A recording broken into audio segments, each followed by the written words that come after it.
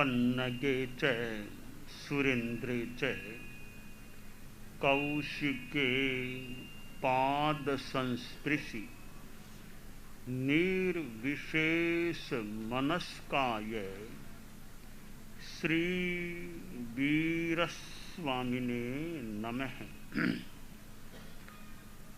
आरहत वाङ्मय में कहा गया है,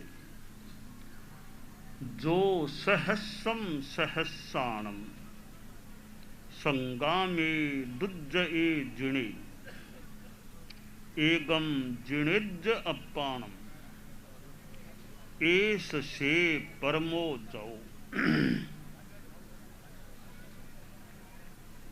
हमारी दुनिया में जय पराजय की बात भी यदा कदा सामने आती है। चुनाव होता है, विधानसभा का चुनाव हो, लोकसभा का चुनाव हो, और कोई नगर स्तरीय कुछ जो भी चुनाव हो, संस्थाओं के भी चुनाव होते हैं। कोई जीत जाता है, कोई हार जाता है। जय पराजय। कभी कोई युद्ध होता है, युद्ध में कोई विजेता बन जाए, कोई पराजेता हो जाए, पराजय प्राप्त करने वाला हो जाए। न्यायालय में मुकदमा होता है, केस चलते हैं, कार्रवाई होती है। कोई पक्ष जीत जाता है तो कोई पक्ष उसके विरुद्ध फैसला आता है, वो एक तरह से हार जाता है। यह जय पराजय संसार में होने वाली जय पराजय है। हम अध्यात्म के क्षेत्र में विचार करें, ध्यान दें, जो शास्त्रकार ने बताया है कि समरांगण में 10 लाख योद्धाओं को एक आदमी जीत लेता है तो वह उसकी जय हो जाती है। परंतु परम जय नहीं है। परम जय किसकी होती है? यहां अध्यात्म युद्ध की बात आती है कि एक अपनी आत्मा को जो जीत लेता है, जरूरत नहीं लाखों को जीतने की, केवल एक को जीत ले, और वह एक अपनी आत्मा एक अपनी आत्मा को जो जीत लेता है वह उसकी परम जय हो जाती है। अर्थात आत्मा को जीतना बड़ा कठिन कार्य होता है। दूसरों को जीतना एक संदर्भ में आसान हो सकता है, और स्वयं को जीतना कठिन कार्य हो सकता है। और अगर कोई जीत ले स्वयं को, वह परम जेता, परम विजेता बन जाता है। अब प्रश्न है कि अपने आप को जीतने का क्या मतलब है? किस रूप में अपने आप को जीता जाए? आत्मा को कैसे जीता जाए? आत्मा तो दिखाई भी नहीं देती है। सोल, आत्मा, बात तो आती है आत्मा आत्मा, परंतु आत्मा को कैसे जीतें? जो दिखाई ही नहीं देता उस पर प्रहार कैसे करें? जीतें कैसे? ठीक है, आत्मा वैसे अमूर्त होती है, पर कर्मों से आवृत अवस्था में मूर्तता उस पर मानो छाई हुई मिली हुई भी होती है, फिर भी इतनी मूर्तता नहीं है कि आंखों से उसको देखा जा सके। तो मूर्त होने पर भी वो अमूर्त जैसी ही है। वैसे तो आत्मा अमूर्त ही है, कर्म मिले हुए हैं तो कर्म अपने आप में मूर्त हैं, वे पुद्गल हैं। कर्म पुद्गल मिले हुए होने पर भी इतने वे सूक्ष्म हैं कर्म पुद्गल, उनको आंखों से देखा नहीं जा सकता। तो आंखों से जिसे देखा ही नहीं जा सकता उसको जीते कैसे? आत्मा को तो हम नहीं देख पा रहे हैं, शरीर को हम देख रहे हैं, जान रहे हैं, वाणी को हम जानते हैं, मन को भी हम ऐसे जानते हैं, भले जिस रूप में भी जानते हैं। और इंद्रियां हमारे पास हैं, श्रोत्र चक्षु घ्राण रसन स्पर्शन, हम इनको भी कुछ जानते हैं। आत्मा को जीतने के लिए हम शरीर को जीतने का, यानी शरीर पर हमारा अनुशासन हो जाए, शरीर हमारे कंट्रोल में रहे, वाणी हमारे कंट्रोल में रहे, मन हमारे कंट्रोल में रहे, इंद्रियां हमारे कंट्रोल में रहे, शरीर की प्रवृत्तियां अनुशासित, वाणी अनुशासित, मन भी अनुशासित और इंद्रियां भी अनुशासित। ये चारों अनुशासित हो जाती हैं, हमारे वश में रहती हैं, तो संभवतः कहा जा सकता है एक सीमा तक तो हमने अपने आप को या अपनी आत्मा को जीत लिया है। और पूर्णतया वीतरागता प्राप्त हो जाए वो बड़ी विजय की बात हो सकती है। तो हम आत्मा को भले न देख पाएं, यह आत्मा का ही परिवार है, तो इन पर कंट्रोल होगा तो उसका प्रभाव आत्मा पर भी पड़ सकेगा। ये एक्यूप्रेशर की चिकित्सा चलती है। एक्यूप्रेशर, एक जगह प्रेशर दिया जाता है, उसका प्रभाव कहाँ हो जाता है, दबाता कहीं पर है, प्रभाव किस अंग पर उसका हो सकता है। हमारे दुग्गड़ जी, पारस जी बैठे हैं, प्रेक्षा ध्यान और ऐसी मुद्रा आदि आदि की बातें। एक्यूप्रेशर में दबाव तो कहीं, उसका प्रभाव शरीर के किस अवयव पर पड़ सकता है। तो इसी प्रकार हम शरीर आदि पर अनुशासन करें, उसका प्रभाव आत्मा पर पड़ सकता है। तपस्या हम करते हैं कि उपवास किया तो खाना छोड़ा है, खाना छोड़ दिया, इससे कर्म कैसे कटेंगे? खाना नहीं खाया तो कर्म कैसे कटेंगे? शरीर को थोड़ा कष्ट पड़ गया, कर्म निर्जरा कैसे होगी? ये कनेक्शन मानो, कनेक्शन है, संबंध है।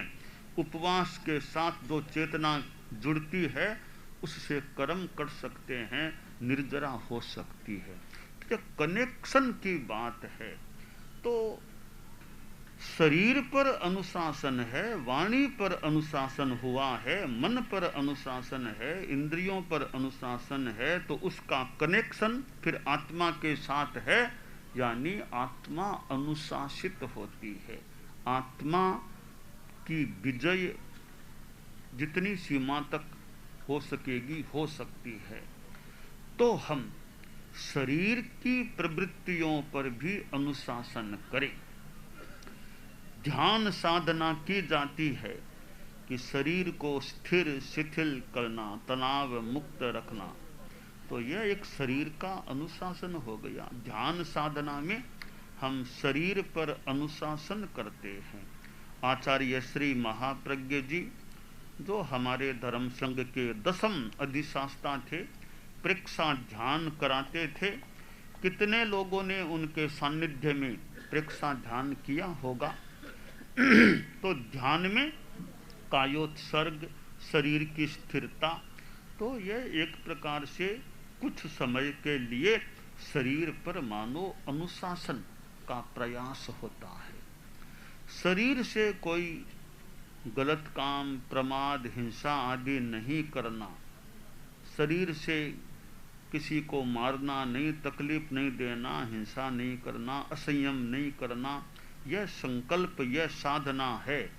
तो शरीर पर अनुशासन की बात हो सकती है।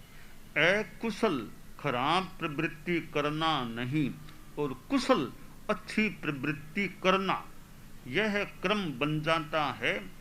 इसका मतलब शरीर पर अनुशासन, काय योग पर मानो अनुशासन हुआ है। शरीर से खाना खाते हैं, खाना क्या खाते हैं, क्यों खाते हैं? आसक्ति से खा रहे हैं कि आवश्यकता से खा रहे हैं? क्या खा रहे हैं, क्यों खा रहे हैं, कितना खा रहे हैं, कब खा रहे हैं? ये अनेक प्रश्न समाधान को प्राप्त हो जाते हैं। तो इस संदर्भ में मानो शरीर पर अनुशासन की बात आगे बढ़ सकती है।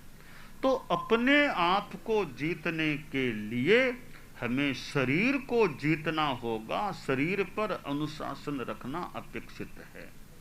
वाणी पर भी अनुशासन, बोलने की शक्ति, लब्धि हमें प्राप्त है। हम क्यों बोलते हैं, कितना बोलते हैं, कब बोलते हैं, कैसे बोलते हैं, कैसा बोलते हैं? जबान पर लगाम है या नहीं? घोड़े की लगाम हाथ में रहे तो जबान की लगाम आदमी के हाथ में रहे, आदमी कैसी बात कहता है, कब कहता है? तो वाणी पर अनुशासन है। दिन भर मौन करना जरूरी नहीं है, बोलना भी अच्छा, एक दूसरों पर उपकार भी बोलने से हो सकता है। मौन करना कोई ऐसे बहुत बड़ी बात नहीं है, बोलना भी कोई बड़ी बात नहीं है। बोलने और न बोलने में विवेक रखना और अपनी वाणी पर अनुशासन रखना, यह बड़ी बात होती है। बाकी बोलना भी बहुत काम का है, बोल करके कितनों का हम भला कर सकते हैं। और जरूरत नहीं है तो क्यों बोलना, अपने शांत बैठे हैं, चुपचाप बैठे हैं। तो हम वाणी का विवेक रखें, वाणी पर अनुशासन रखें। अपनी जबान से फालतू क्यों किसी को कठोर बोलना, क्यों कटु बोलना?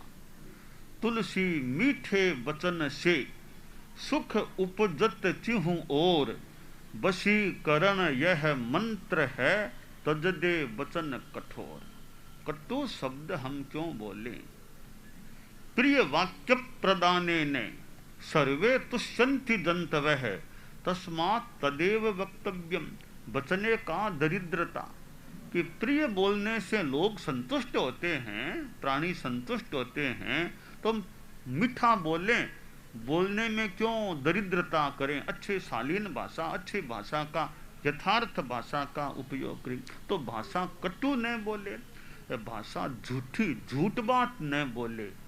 झूठ नहीं बोलना और कटु नहीं बोलना, ये दो बातें हमारी वाणी के साथ जुड़ गई तो एक सीमा तक वाणी पर अनुशासन हमारा हो गया। तो हम वाणी पर अनुशासन कर लें तो मानो कुछ अंश में आत्मा को जीतने की या आत्मा को अनुशासित करने की बात हो गई। हम मन पर अनुशासन करना वो और कठिन काम है। वाणी पर अनुशासन फिर भी थोड़ा आसान हो जाए, मन पर भी अनुशासन करना। आचार्य श्री तुलसी एक किताब मनोनुशासनम पुस्तक है, मनोनुशासनम, कि मन पर अनुशासन। तो ये प्रेक्षा, ध्यान, योग, साधना, अध्यात्म के प्रयोग हैं। अब इनको हम काम में ले सकते हैं और हम अभ्यास करें मन पर अनुशासन। भगवद गीता में भी सुंदर बात आई है कि जो श्री कृष्ण ने उपाय बताया है कि असंशयम महाबाहो मनो दुर्निग्रहम चलम अभ्यासेन तु कौन्तेय वैराग्येण च गृह्यते। श्री कृष्ण ने जो गीता में अर्जुन को उपदेश दिया है मन को कंट्रोल में करने के लिए, दो उपाय बताए हैं। एक तो अभ्यास, वैराग्य और अभ्यास। अभ्यास करें और वैराग्य भाव रखें तो मन को एकाग्र या उसकी चंचलता को खत्म किया जा सकता है, कम किया जा सकता है। तो प्रैक्टिस करें, मन को बार बार एक जगह लाने की प्रैक्टिस करते रहें, अभ्यास करें। विरक्ति का भाव, राग द्वेष के भाव कम पड़ जाएं, राग भाव मोह भाव कम हो जाए, दूर हो जाए, तो मन की चंचलता को दूर किया जा सकता है या कम किया जा सकता है। तो अपने मन पर अपना अनुशासन। हम मन के कहे कहे चलते हैं या मन हमारे कहे कहे चलता है? मन के कहे कहे चलते हैं या मन हमारे कहे कहे। एक हमारे कोई मुनि जी थे, वृद्ध, थोड़े वृद्ध हो गए, तो थोड़ी बिहार यात्रा की कोई मानो बात चली, जो भी, तो उन्होंने बताया कि पहले तो मैं कहता वैसे मेरे गोडे चलते, मैं कहता वैसे गोडे चलते, यानी दूर लंबे बिहार कर लेता, मैं कहता वैसे गोडे चलते। अब स्थिति हो गई गोडे कहते हैं वैसे मैं चलता हूँ, गोडे कहते हैं वैसे मैं चलता हूँ। इतना अंतर आ गया। पहले गोडे मेरे कहे कहे चलते रहते, अब गोडे जैसा कहते हैं उतना मैं चल लेता, इतना चल पाता हूँ। तो गोडे हमारे कहे चलते हैं या गोडों के कहे हमें चलना पड़ता है। इसी प्रकार मन के कहे कहे हम चलते हैं या हमारे कहे कहे अनुसार मन चलता है। तो मन में कई बार अच्छी बात भी आ सकती है, कई बार ऐसी वैसी बात भी आ सकती है। मन के मते न चालिए पलक पलक मन और। तो मन लोभी, मन लालची, मन चंचल, मन चोर, मन के मते न चालिए पलक पलक मन और। एक संदर्भ है कि मन लोभी है, लालची है, ऐसा है, चोर है, चंचल है, तो मन के मते मत चलो। मन को अपने विवेक के अनुसार चलाने का प्रयास करो। तो मन पर हमारा अनुशासन हो जाए, इसका मतलब हमने आत्मा को कुछ अंश में जीता है या जीतने की दिशा में आगे बढ़ गए हैं। और इंद्रियों पर हमारा अनुशासन हो, कान आंख आदि का संयम भी रखें, और अपेक्षा है वहाँ इंद्रियों का उपयोग करें, बाकी इंद्रियों का संयम रखें। आंख का कितना उपयोग करना, कान का कितना उपयोग, कहाँ उपयोग करना, तो जरूरत है, हित है, अच्छी बात है, वहाँ कान का उपयोग करें, आंखों का उपयोग करें। पर जहाँ अच्छा न लगे तो वहाँ कान का भी उपयोग नहीं, आंख का भी उपयोग नहीं। बुरा देखो मत, बुरा सुनो मत, बुरा बोलो मत, और बुरा सोचो मत।